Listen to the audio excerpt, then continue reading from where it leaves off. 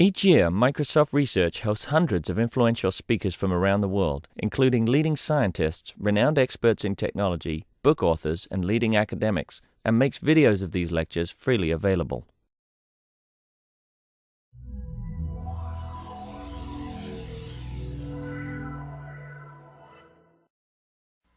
John Crum. I work here in Microsoft Research. We have an internal version of the Virtual Earth Summit that's called the Location Summit that we've run the past 2 years. And it's mostly just internal Microsoft people talking about location projects that they've got going on here. It's just to kind of get us all on the same page so that the company kind of knows what's going on. And so part of the Location Summit we're combining with the Virtual Earth Summit, and that's what this next section of talks is. They're short little, mostly 10-minute talks, just to give an idea, a basic idea of what's going on in the company. Let's see, and if you're here for that, and you can't find a place to sit, there are more chairs over in the corner. So our first speaker is Steve Stanzel from Microsoft Virtual Earth, and he's going to talk about Virtual Earth 3D Cities version 2. Okay, thank you. So is my mic on? Can everybody hear me? Doesn't sound like it. So can someone help me get my mic on? Is that better? Yep. Okay, excellent. So I'm Steve Stanzel.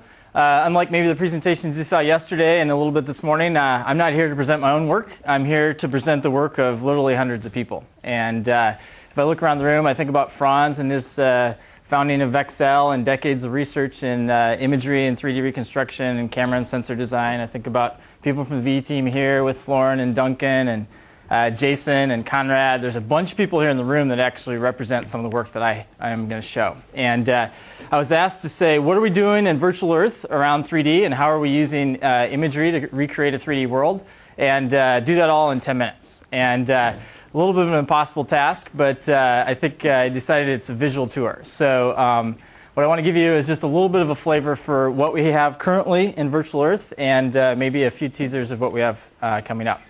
So the best way for me to do this is to let you know a little bit about what we have live on the web today. And basically, we've been at 3D data on the web through Virtual Earth since November of 2006. We have about 300 cities live on the web today, what we call internally our V1 cities. And this month, we launched our first 4 V2 cities. And I'm going to talk to you a little bit about how we create those V2 cities. And fortunately, the marketing team actually put together a quick video. So I'm going to happen to reuse this. Hopefully no one's seen it too many times. It gives you a little bit of an idea of what we have on the web today. So this is all live data.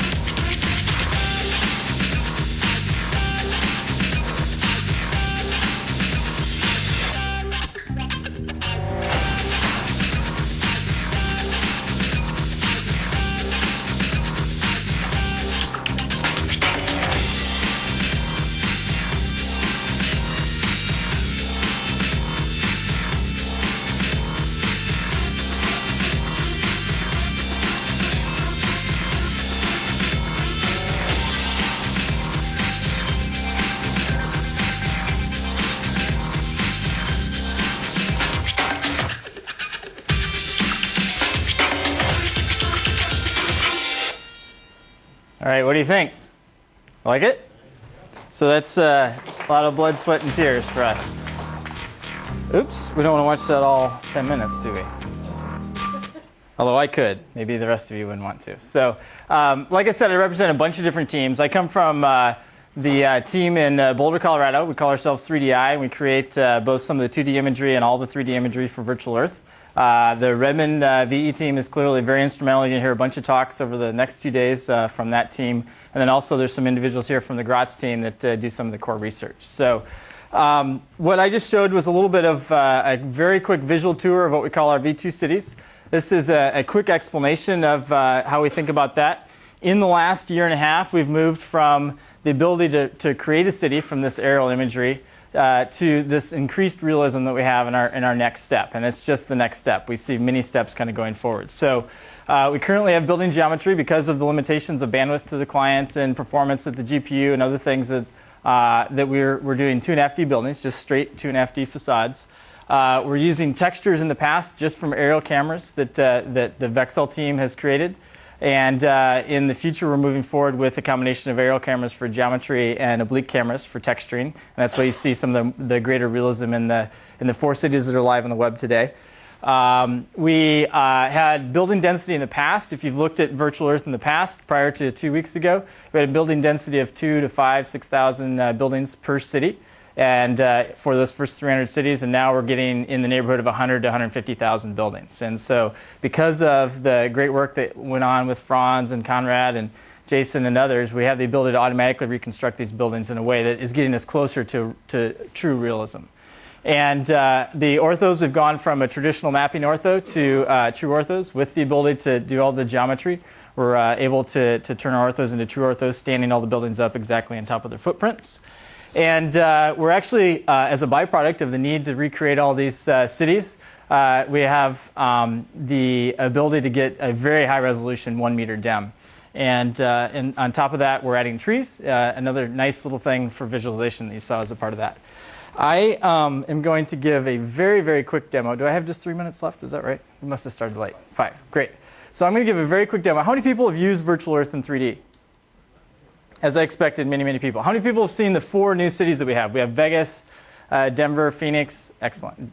This one is Denver. And just a very quick tour. I encourage everyone to go first get an Xbox controller and try this yourselves, as well as come in and get a chance to fly around in some of our V2 cities. So this is a little bit of Denver. And I realize I'm very pressed for time. So all I'm going to do is come in and show you a little bit of what our realism looks like. This is an automatic reconstruction of a roller coaster. Wouldn't probably meet the needs of some roller coaster buffs, but the fact that we can get something like this automated out of our system is just an amazing, I think, addition to what we're going to be able to do in the future from a Virtual Earth standpoint. I am going to give you a whirlwind tour here of how we do this. So let's see. I talked about V1, V2. This is the V1 cities, the V2 cities. Details have been through that. Here's what Vegas looked like early on. And this is a little bit of what Vegas is starting to look like now at the street level. So you see we've gone from great visualization from the air to getting to better and better visualization from the ground. It's incredibly important for us. We believe that the world needs a Virtual Earth framework to place all of the location information long term. We've seen a ton of great innovation from this group. And we certainly hope that this is a great backdrop and framework for things in the future. Here's another example of some of the, if you fly down into Vegas, you'll see 3D buildings like this. Some things that are familiar, if you've ever been there, they start to really jump out. Here's a quick example of true orthos, and you'll see that the buildings are standing exactly on their footprint. That's an important thing for us to improve the overall realism. Example of Miami, we actually haven't released yet, but we're getting better and better textures there. The DEM that I mentioned is giving us an example of we're getting to the point that we can do real terrain, including water and riverbanks. We get to the point that we actually could probably do virtual golf. You can carve out all the bunkers, etc. And like I mentioned, the building density is actually coming from the suburbs. So we're at the point now where we can model the 1- and 2-story buildings. These aren't perfect models. It's a great framework for us to go in, whether it's a combination of photosynth or other image technologies, let the community come in and edit that and contribute. In the future, who knows where we're going? This is an example of some work that Conrad's team has done over the last couple of years in Graz. We do have the belief that anywhere I want to go in the world, I should be able to get a realistic framework and know what it's like to be there, whether I'm familiar with it or not. How do we do this? In 2 minutes. This is the 4 basic steps, and I'm just going to fly through some visuals, right? We acquire imagery from the air as well as from the ground. We have to orient that imagery, obviously. We have to understand, evaluate, and classify that imagery, and then we go on to reconstruct the buildings. So it's a huge problem. How do we do this? We actually have a grand aspiration that we think that all the major cities in the world should be modeled long term, and that's what Microsoft's pursuing. We just announced a couple weeks ago 15 petabyte storage and data center. That's because we do believe that we're going to get to the point that we have thousands of cities modeled in Virtual Earth. So in 2 minutes, we use the UltraCam. It has the ability with these sensors to give us great information from the air. Zooming all the way in, people love to look at the quality of this imagery. This is what the image looks like on the left and the ability to resolve on the right. We have to go through the orientation. This is a jumble example of what we do for the oblique images, taking this, matching it, and getting to the point that we can actually use that for texturing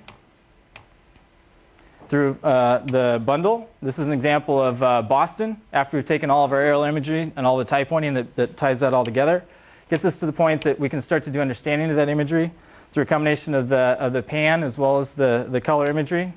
We evaluate that. We do what we call classification to identify water, solids, vegetations. Refine that classification to identify the buildings and other impervious surfaces and trees, and get to the point that we can actually start to reconstruct the world. So in 1 minute, here's how we create the buildings. It's in the top right corner, we're doing dense matching to basically determine geometry from all that imagery. In this corner here, you have the traditional orthos that we started with. We have textured buildings, maps of both trees in this case, but also buildings. And flying through that in 1 minute, we have a dense surface matching that gives us this incredible resolution. If you don't find yourself oriented on this, this is buildings, including bumps for cars. You can start to see trees. You can see fences. There's an incredible amount of detail here that allows us to go from this is a view of space and geometry, erasing all the trees and buildings, and then creating the 3D models from that. We also identify the trees and then create true orthos. So that's my quick 10-minute tour of how to create the world in 3D. And I think I'm supposed to ask for one question. So does anybody have any questions? Nope? OK, that's it. Well, you still get one question, so I'll ask the question. How are we doing compared to our competitors in this area, would you say? There are very few competitors that could afford to even compete. And it's a massive project, as I briefly mentioned, that we're very serious about acquiring not only the U.S. cities, which you see predominantly today, but also in Europe and Asia. And if you look at it from a coverage count or a building count or a building quality, we're far superior to Google, who is rapidly trying to catch up, as you noticed a couple weeks ago with their Google 4.3. So, okay. Thanks.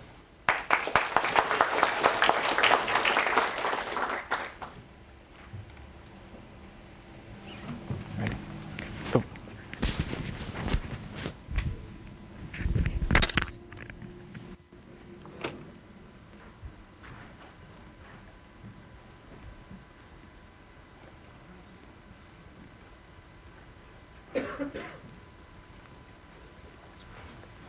Okay. Do I drive from the keyboard? Is this keyboard working, or is this one? Or Yeah, drive from the keyboard.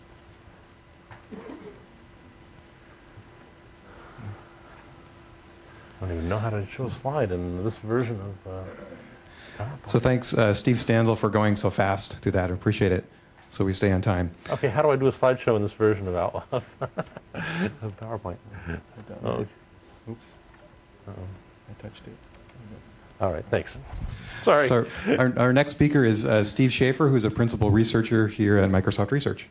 Thanks. Is my mic on? Okay.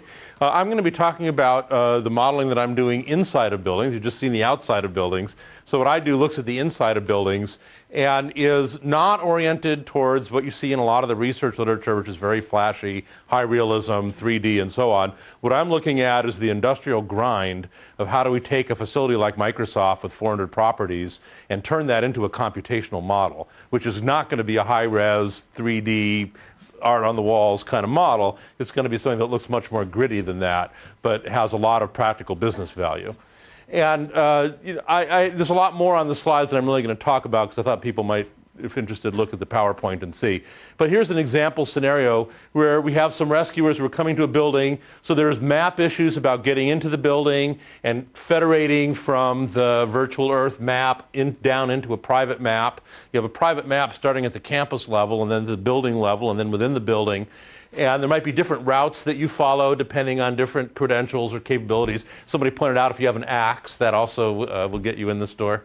And When you get to the building, then you get to the elevator, and then you want a path that goes up to the elevator, and you want to be able to overlay data. So here the ABC of the rescuers might be coming from the rescuers' beacon system, which is a system that's totally independent from the building model that the building operator has.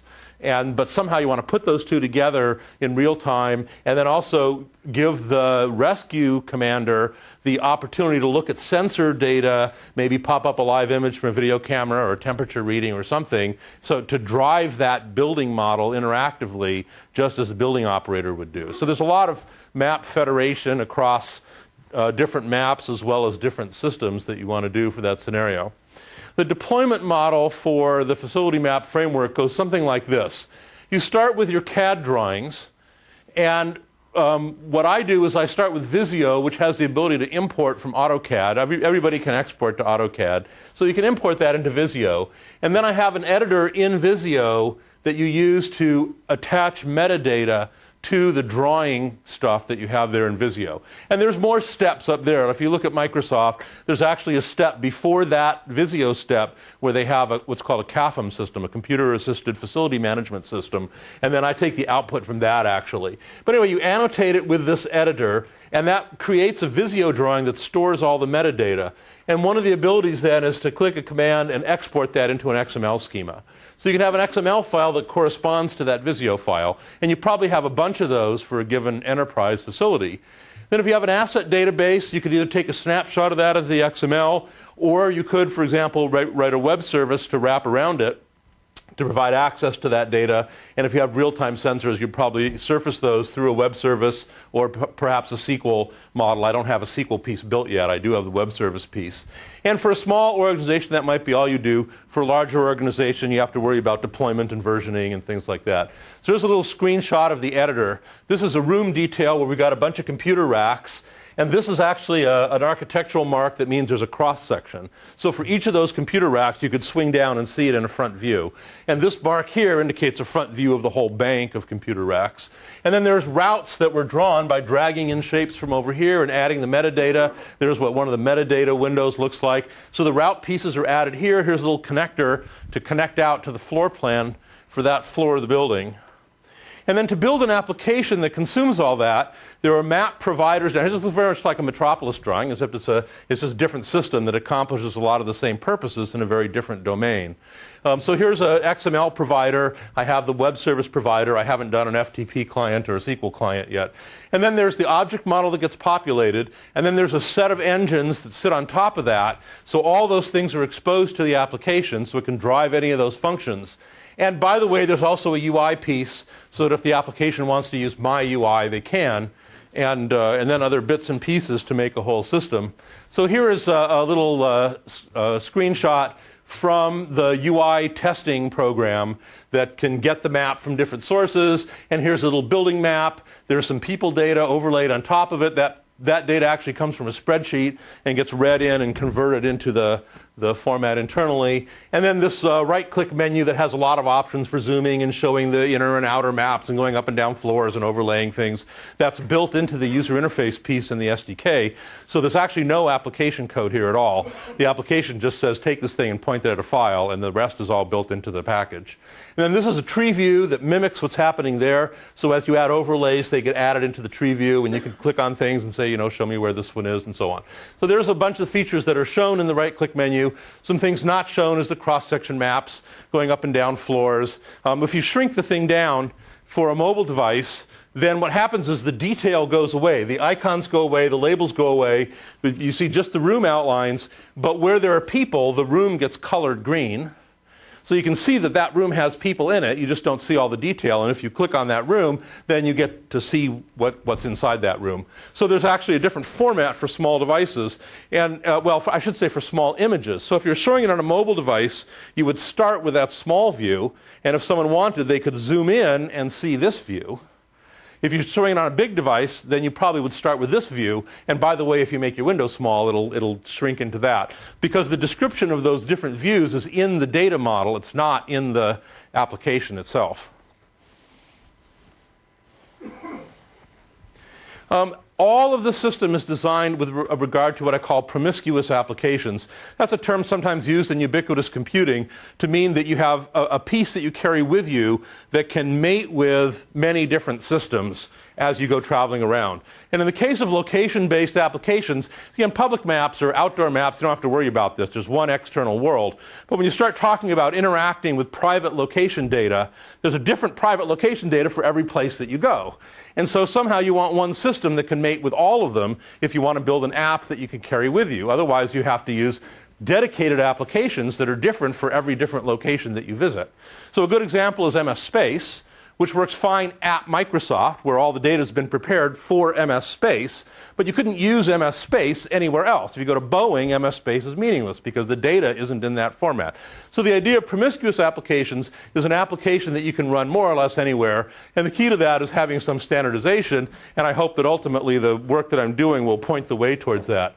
And an example of that, if we're going to build something as an add-in for Outlook. So there's a calendar, and there's an appointment B, and here's a room that it's in.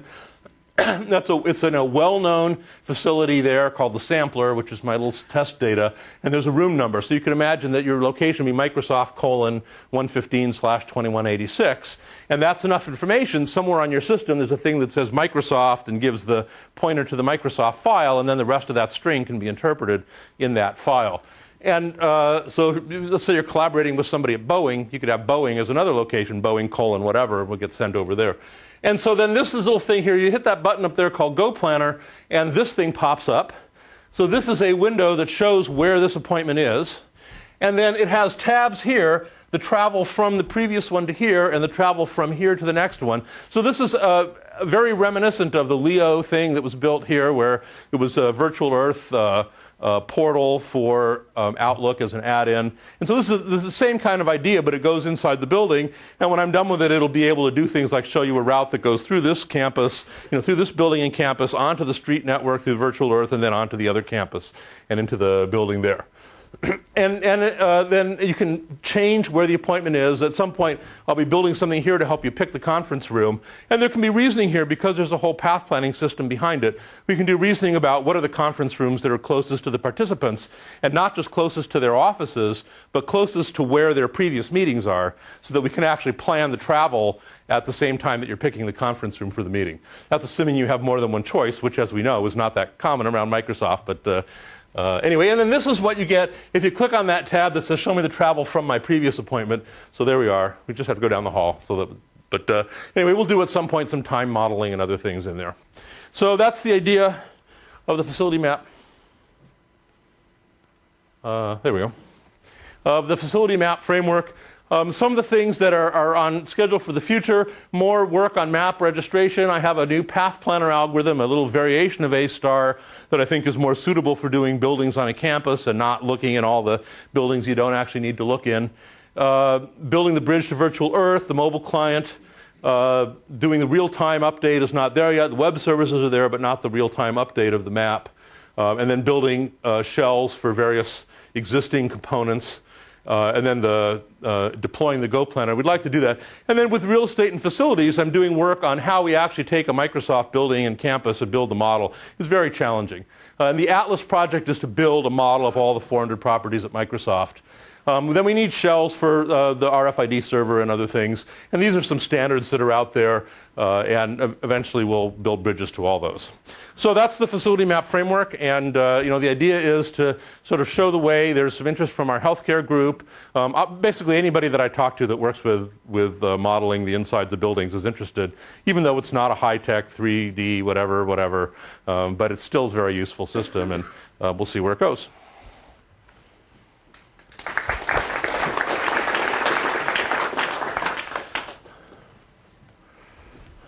We have time for one question, if there happens to be one.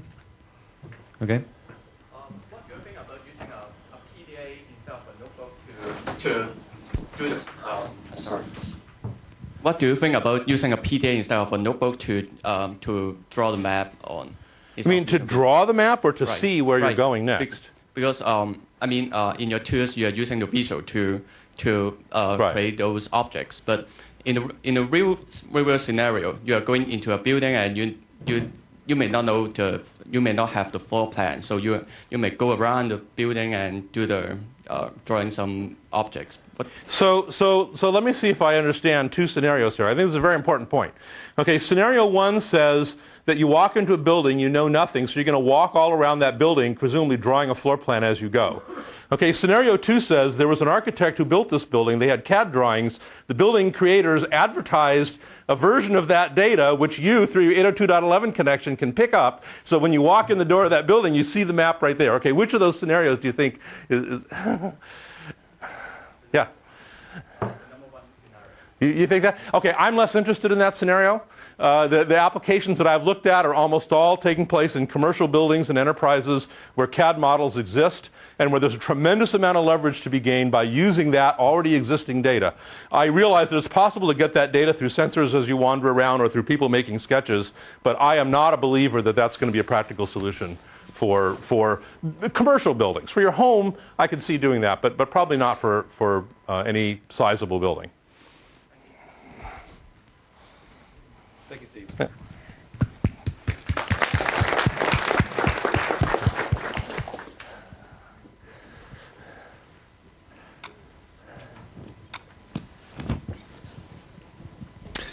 Right. Our next speaker is from Virtual Earth, Duncan Lawler. We're going to talk about the Virtual Earth 3D control. All right. Is my mic on? Good? Okay. So I'm Duncan Lawler. I work on the team responsible for creating the runtime control that displays all the cool data that Steve was talking about.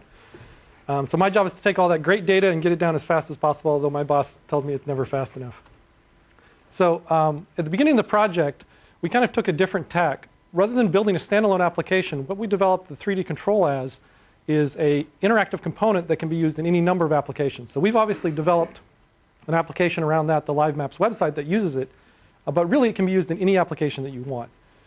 It's a managed control. People call it an ActiveX, but it's not. It runs in both native apps, web apps, managed apps, WPF apps. You can pretty much embed it in any kind of application that you want, and then drive the application actually drives the control and tells it what to render.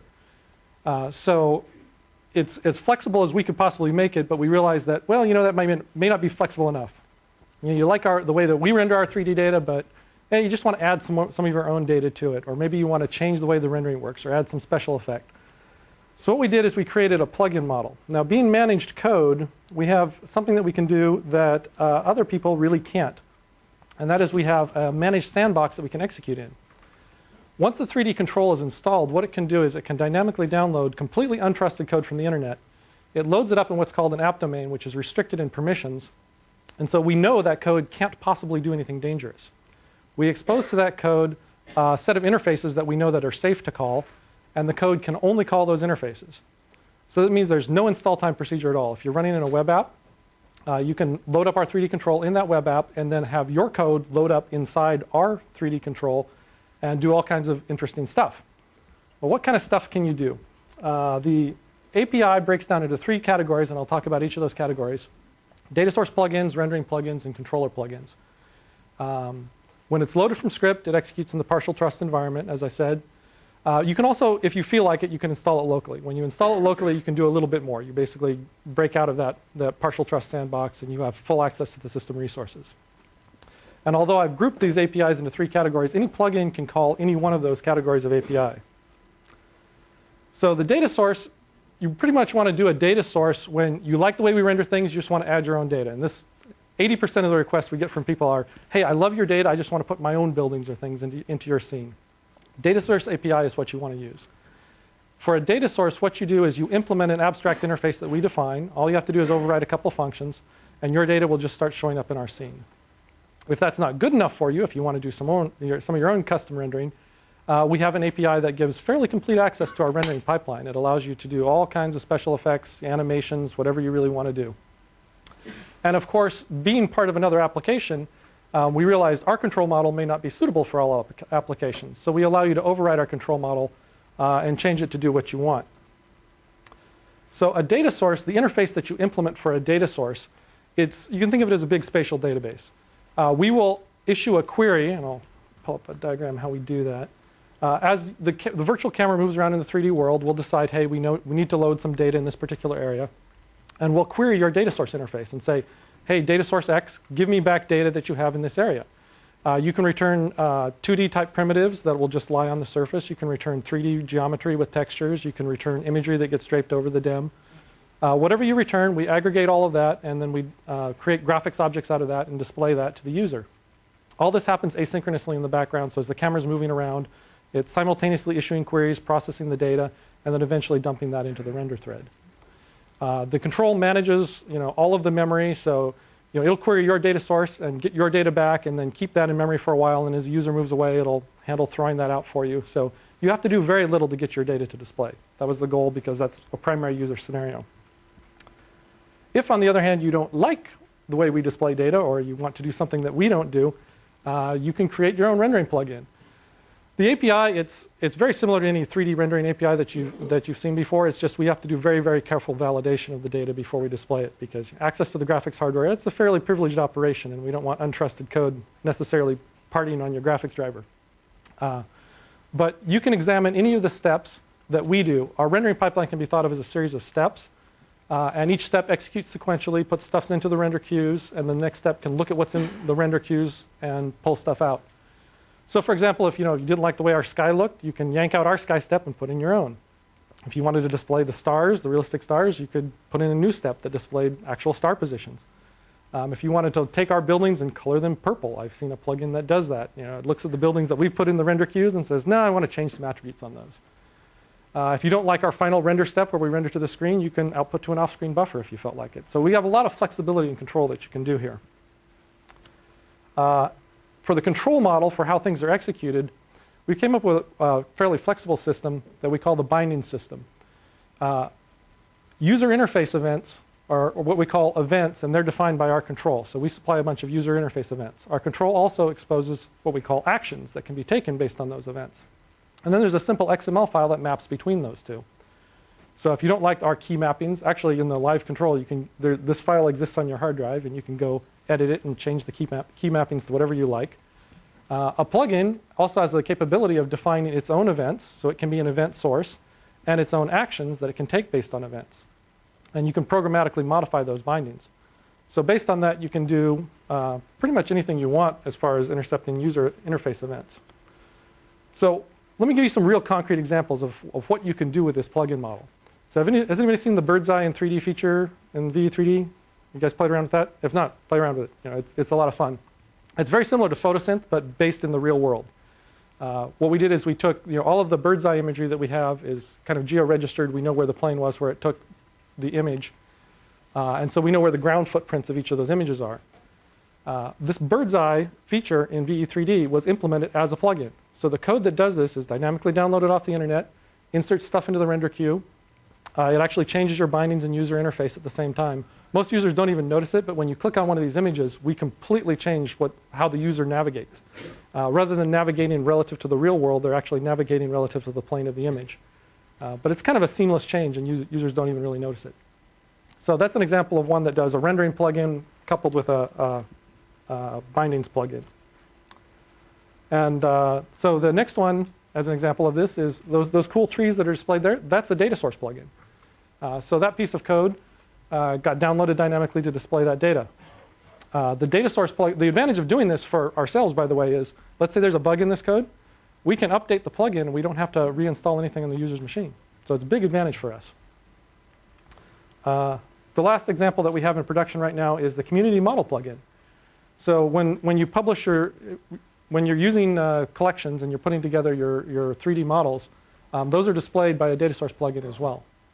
Now to publish models to 3D, this is kind of the last part of the API, and it's not part of the core control itself, but it's potentially interesting to people.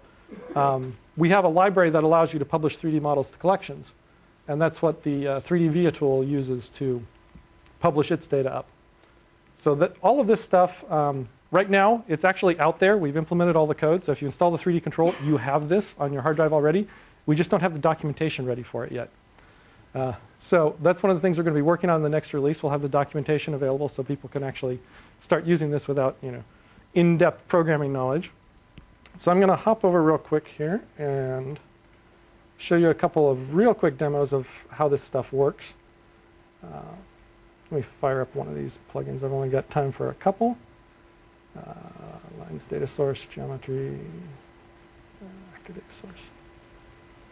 So this is an example of a web app hosting the control. It's dynamically downloading a plugin that's going to be an actor data source. And it's going to start displaying all kinds of little happy bunnies that start hopping around the globe. There's one over there. So this was about, I don't know, 20 or 30 lines of code to write this.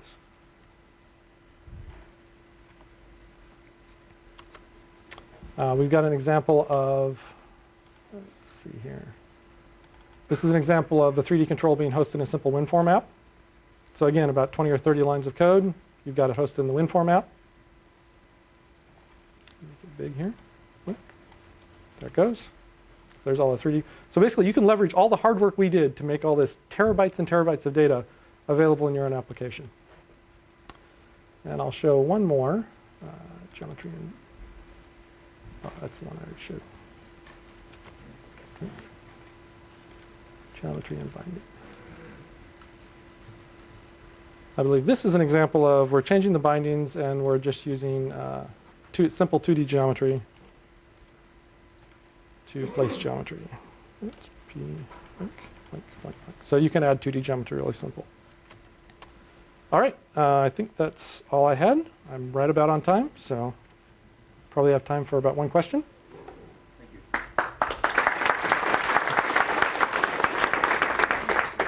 Michael? How abstract is your data model? Is your API about the conceptual model of the geometry? In other words, if I know how to retrieve, I have a data source, I know how to retrieve the data, and I know how to render it, but it's fractals. I cannot give you triangles or any conventional format. You could do that with, you could definitely do that. So the data source will query the data source interface. And then we have kind of a hybrid thing called an actor data source, where you can supply the callback of how to convert the data that you retrieved from the data source to graphics objects. So definitely that is possible in the current API. Thank you. Yeah, I don't have that one on this machine. It's on the podium. Yeah. Thank you, Duncan. Yep.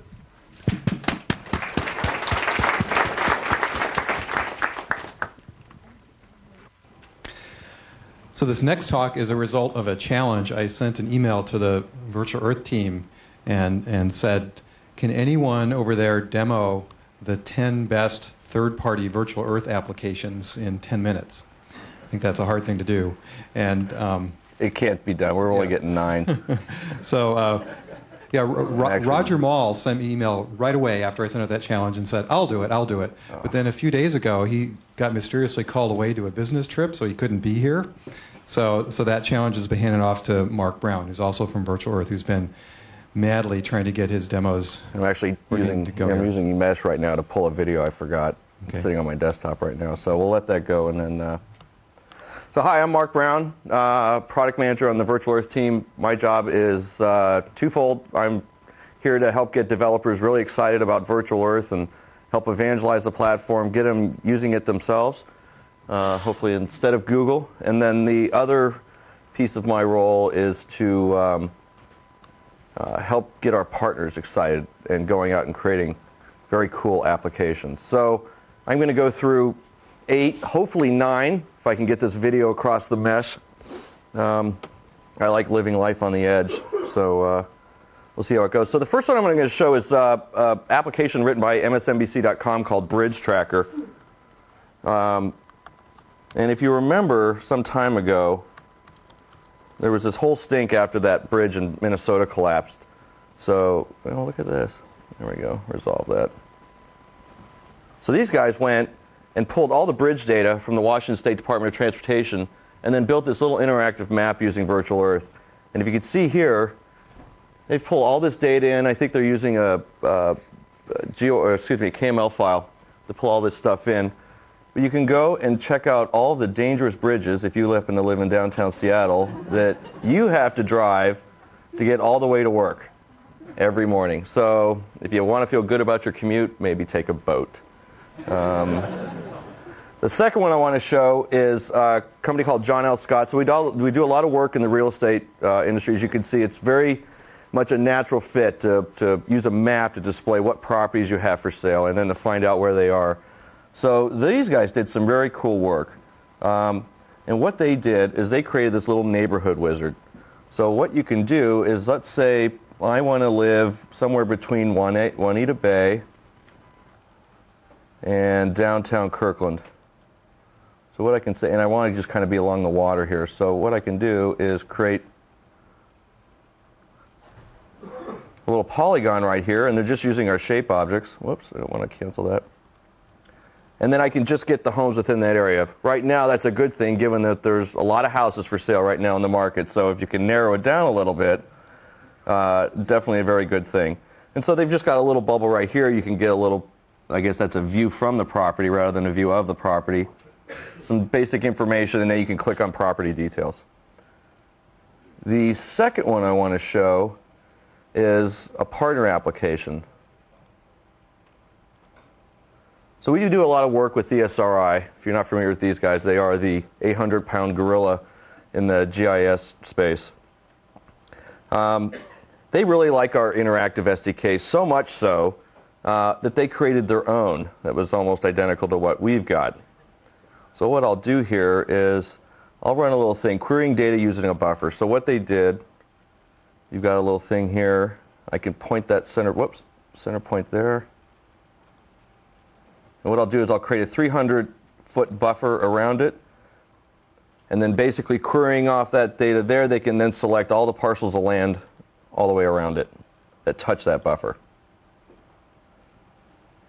Next, I'm going to show another little, I'm actually getting through this pretty fast, huh? This is good. I should have had more. So another partner of ours, IDV Solutions, did something recently for British Petroleum. These guys have a problem with oil rigs being out in the middle of the Gulf of Mexico and hurricanes, right? So how do we manage our assets of oil rigs out there, or pipelines, or whatever other physical asset we've got out there, and then basically use maps to help with decision tree support, decision support here. So this is using a whole bunch of different shape objects. You can add all kinds of stuff in here. So I can turn off the radar, or I can turn off other stuff, or weather, right? And they just layer this stuff on. What's nice is that I can look at historically what hurricanes have come in, and then find out what the basic track of those things are, figure out with that type of hurricane, do I need to get some people off my oil rigs out there or shut them down? You can also float over these things and get an idea of the different assets they've got out there and what their status is. The next one I'm going to show you is this New York City Transit. Let's see. Give me an address or a place down in Lower Manhattan you guys like. Come on, don't be shy. God, none of you guys go to Manhattan? Okay. Lower Manhattan. And then we'll go to Times Square.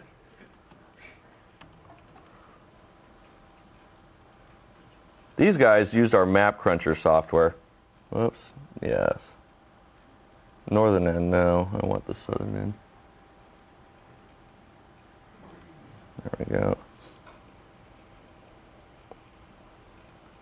So what they can do is help you with all the transit information getting around Manhattan. The nice thing is they used our Map Cruncher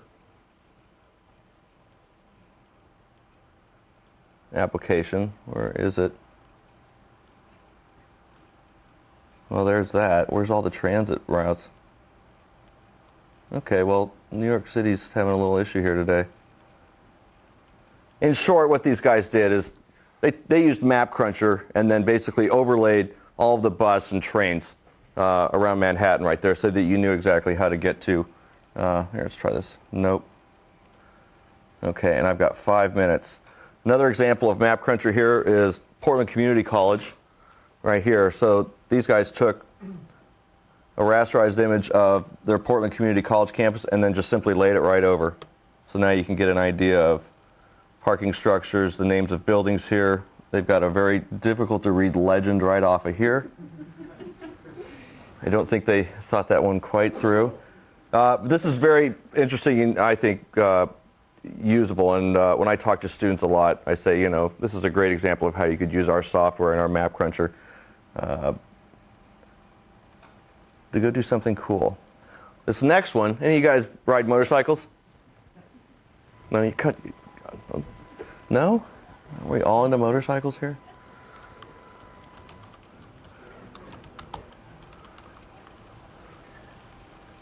Harley-Davidson created a really cool piece of software called the Ride Planner. And they're using our map technology to allow people who are into biking. God, I'm having a really tough day today, aren't I?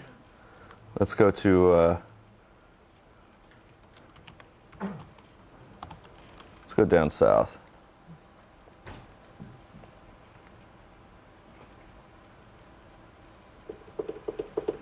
These guys use Virtual Earth and then overlaid it with Flash that allow people to be able to create ride maps, right? So essentially kind of simple with directions. They did something really cool with this, though. But it's only cool if it works.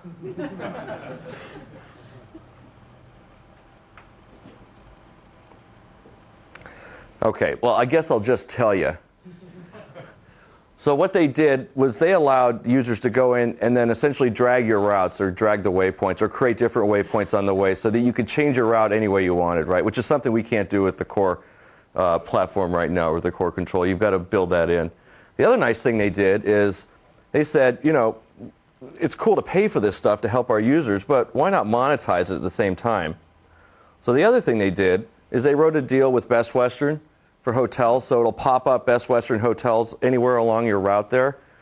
And then also with fuel as well. So you could so there's some gas stations all along your route right there. So they're helping to monetize using co-marketing, right? This is a great example of an end customer saying, yeah, this is great, we want to add more value to our customers. We could add even more in and probably pay for this whole thing by just getting these other companies to participate with us. Okay, next one. Next one I want to show you is, actually get my little Xbox controller here plugged into this thing, is iFly.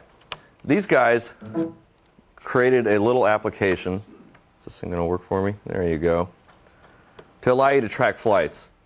So what you can do is you just type in, I kind of moved past it because this site's a little slow. You can go in, start on the plane, then you can go get yourself a little wingman view there. Right, or a little cockpit view.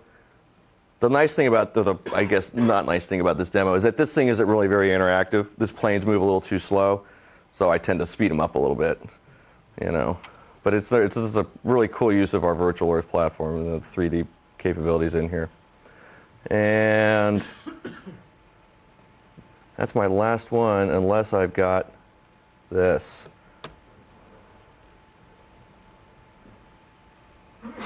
Hopefully the sound's working.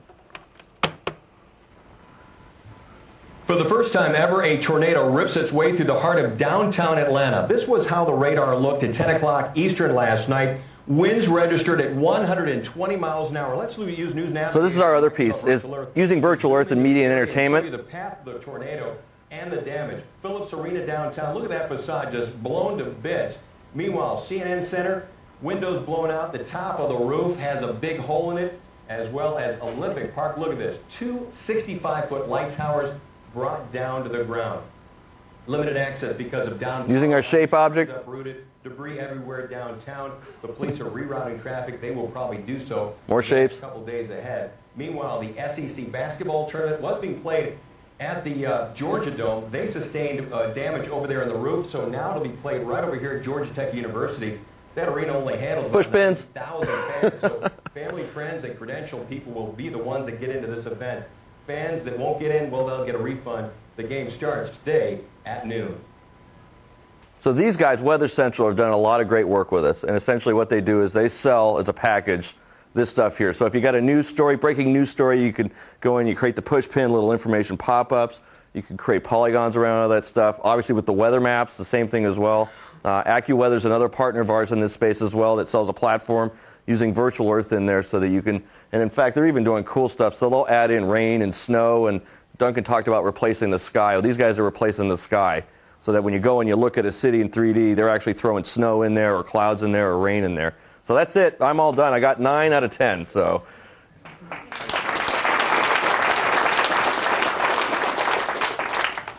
One question, half a question? That was a nice job on a tough challenge. Yeah. Time for one question. I see one in the back. Since you mentioned that ESRI, that you do some partnership with them, are they also a competitor, as is MapInfo and Intergraph, or is it just Google that you guys are concentrating on at this point? I don't consider them a competitor, right? I mean, their target market is the hardcore GIS guys, right? We're just a platform provider is the way I kind of view that relationship. I don't think they view us as a competitor, really. So, in fact, you know, we're loading. We've now got something with putting Virtual Earth inside their product as well, right? So, helping to deploy even more Virtual Earth. So, for them, that's all goodness, and for us as well. Okay. Thank you. I'll come get this later. Yeah. Hey, Vincent. Yeah, thank you, sir. Yeah. So our last talk from this session is by Vincent Tao. Is going to answer the question: is spatial special?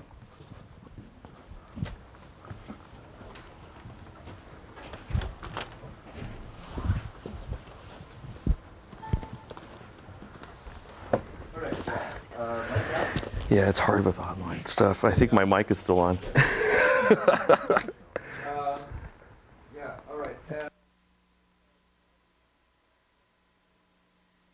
Spatial is Spatial Special. And so this is my 2008 edition. And many of you are aware of my past history, sort of been working with academia about 10 years as a professor. And then before I move into the business, so my thinking is always a mix of academic arrogance and the business randomness. I'm going to first talk about the Spatial 2007. If you haven't been sort of talk about this one, I sort of list about the top 10 innovations in geospatial technology. And feel free to check my personal blog site about spatial. Okay. Today I want to talk about is the location, and I've been thinking about this one in the last year. Let's first start with Web 1.0 location. What is Web 1.0? It is a death of the distance.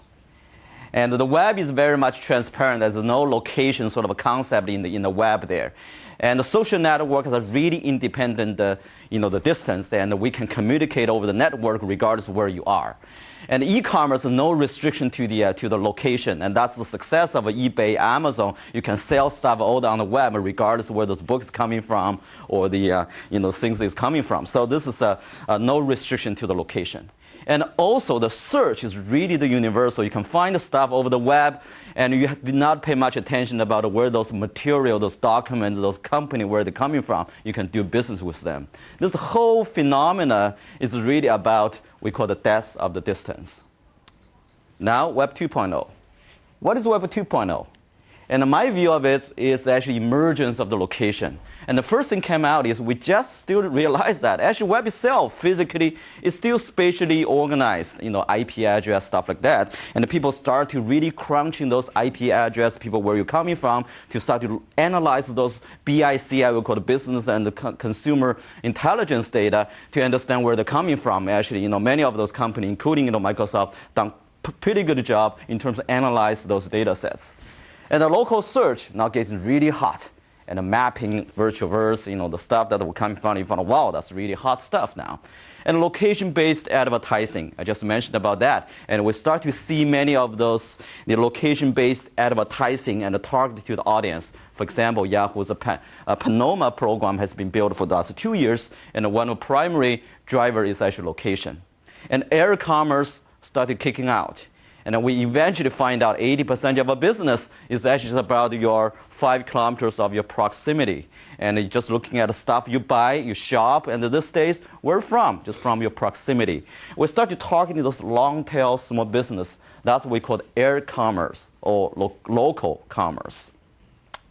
All right, that's finally we start to understand what actually this location is really about.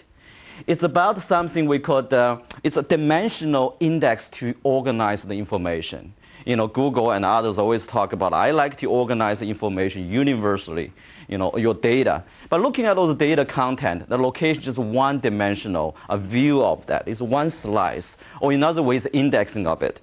But unfortunately, our current indexing search engine is really based on the keywords, and the location is not just part of it. And we normally treat location as one keyword, but that's not correct. And if you're coming from a mapping world, we always talk about let's organize all this geospatial information, organize spatial information. But the real notion is now is organize your information spatially. And this leads me to thinking about we're actually moving from W3 to W4, which is what, when, where, and who. But look at the search engine these days we're doing. We're basically just barely working on this what, which is keywords-based search, even not at the level of the semantic yet. Do we have a really strong where-based search, or when-based search, or even who-based search? And actually, I see several startups now actually sort of building those sort of people search engines. And when you do, put your Vincent Tao, you actually can find, interesting, find my history about my Vincent Tao, where it's coming from, where he do school stuff. Those are incredible, those searching engine. But again, we're still at a quite early stage. But this notion is getting very clear now in terms of moving from the W3 to W4. All right. In business, we spend a lot of money on the location. I really want to start to always I've been asked people actually ask me about the question, hey, what is a killer app of a location? What is a killer app there? And I asked myself, what is a killer app of my watch here? A clock. It's still the time. Time is just a killer app of your watch. And is a primary function of it. So looking at the location, so my topic here is where is this where here? And online mapping, clearly, that is one of actually just a killer app of the location.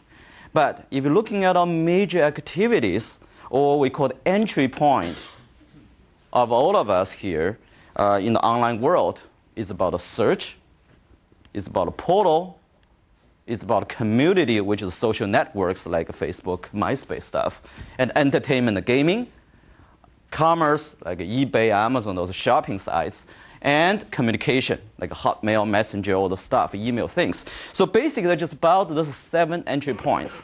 You probably can tell me another one, but I don't know yet. Those are 7 major critical entry points for all of us in this room, I believe. Sometimes there's some sites, sort of a combination of those different activities, but those are major activities that drive the online user community these days. And where is our location? And I can see here the online mapping is one of very clearly the destination or killer application for the location. But among the rest of them, location is just one element of it. Location is not a driver. But location empowers many of those sites, activities. But I want to make it clear again, it's not the driver. It's not the driver. Just like you design your watch just for the clock. For the timing and everything else is different. Okay, so in business, I've been thinking about all these 2 questions. Among those activities, what actually local information people are really looking for? But from search engine perspective is what information indexed by location people are looking for. It's a subtle difference here, but this make a big difference in terms of investment. It's about what actual things you're looking for. So I summarize this sort of in this 5 buckets here by looking at the location, what basic people are looking for. And number 1, they sort of just locate. This is basic general mapping, find address, place, get a map, stuff like that. That's everyone understand. And the second one is actually moving to sort of portal experience, sort of explore kind of things. City guides, tours, trip planning, browsing, fantastic, those visual stuff. That really helps you to sort of give you sort of kind of a local guides or vacation planning things. And this is more like a portal experience. And next one, of course, it is phenomenon is really find, which is a search we talk about. Find a business and search restaurant, hotels, real estate, buy, and find a news, for example, and even find a jobs. That's all related to this local, but local is just part of it. This is what we call the local search. Commerce, we're still at the early stage of it. For example, find the buyers, find the sellers. I have cars, and my second-year-old car, I want to sell it. Can I find those buyers or find those sellers? Of course, products, reserve restaurant, even booking a movie ticket. Can I do all of the things? It's all local activities. We're still early of it. It's in terms of local commerce.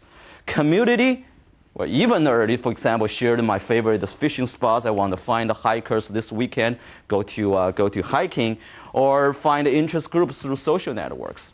Location-based social graph now is getting a lot of attention now these days, and people try to hack this, Facebook social networks to find out the location element among those connections. But again, early stage of it. And we're moving sort of more on the mapping side, and I'll do a lot more on the local guides now. And the local search is certainly not something we have invested a lot, but the rest of them, and still at the early stage, we have not really got a very bad understanding of all of this yet. So that's sort of first question is, what are people looking for? I'm pretty sure you can expand this list to very long this list here.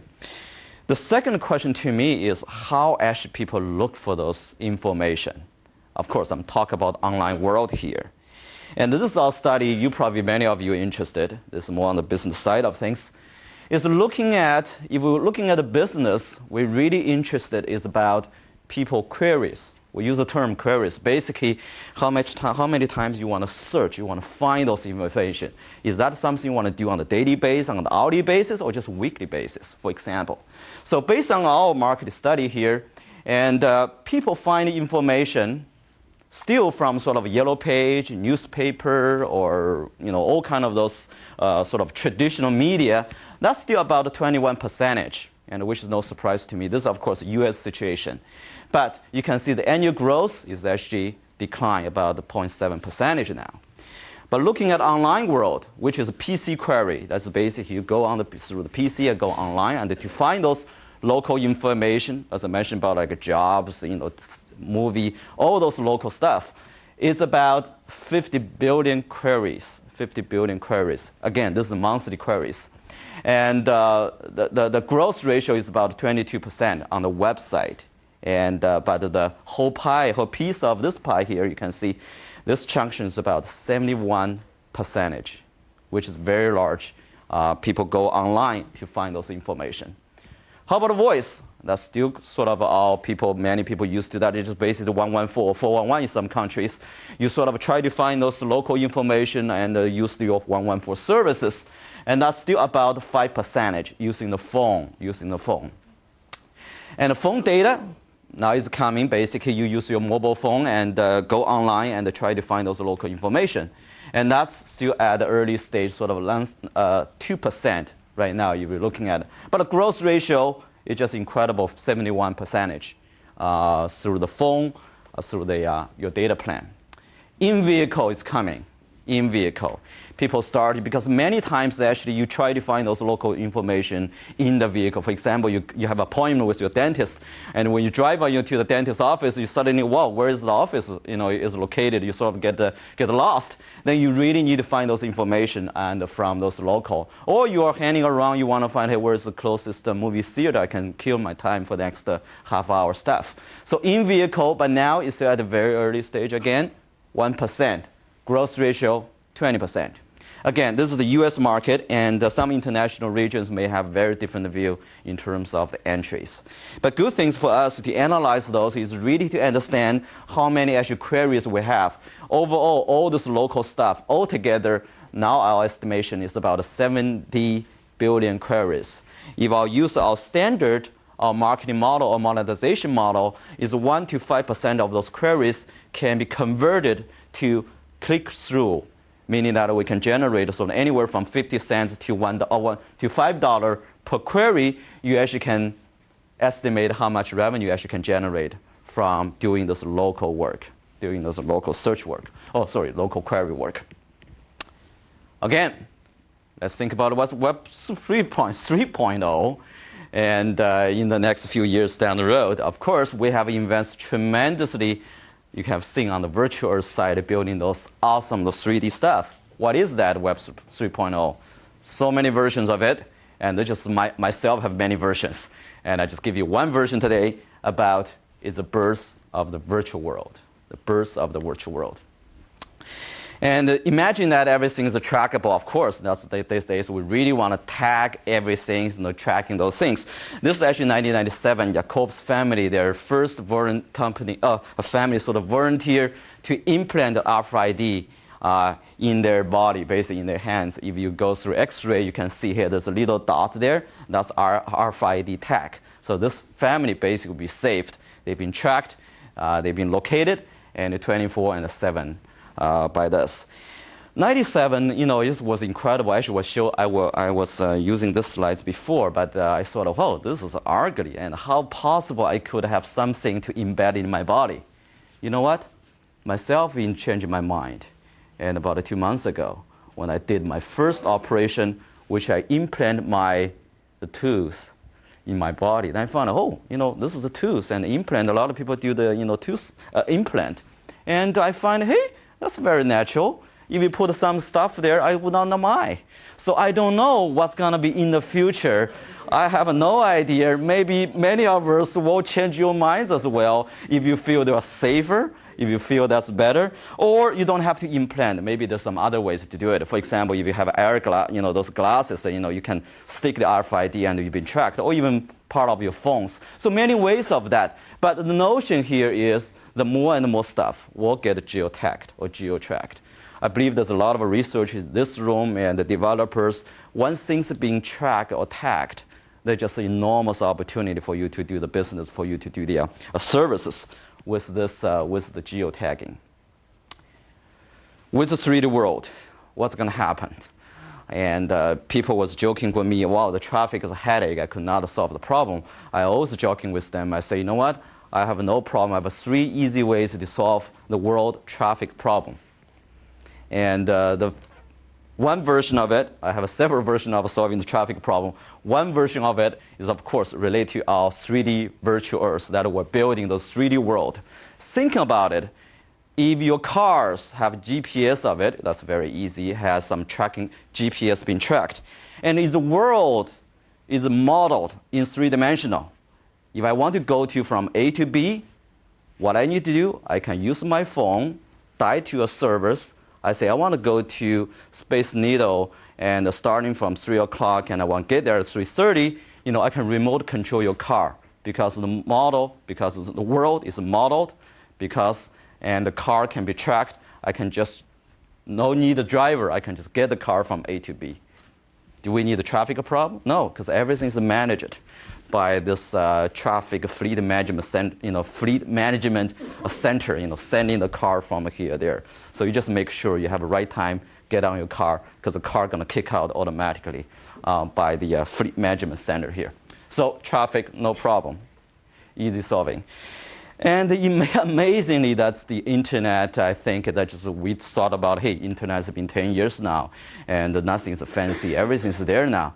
I find it's actually really early stage. We start to really understand the internet world now. I find my kids spend 3-4 hours on the internet, and I can't imagine what's gonna be her life in the future down the road, how much time he's gonna spend there. So in other words, his life can really be virtual. Like this, for example, the guy you can play in the virtual life like this. And just give you a quick, this is a Jackie, and he's actually really like the guitar work, and now he's a rocky star in the virtual life, actually in the second life. And this is a lady called Katie, and she dreamed to be a model, but for some reason she was not selected as a model. That's her first life. But in the second life, he built her own avatar and now become the top model in the second life. Last year, Playboy selected 100 models in the world. There's one model which is not human.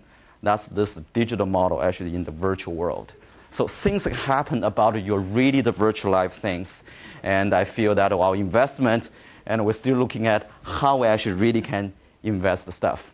And before standing before your lunch, thank you for your attention. Thank you.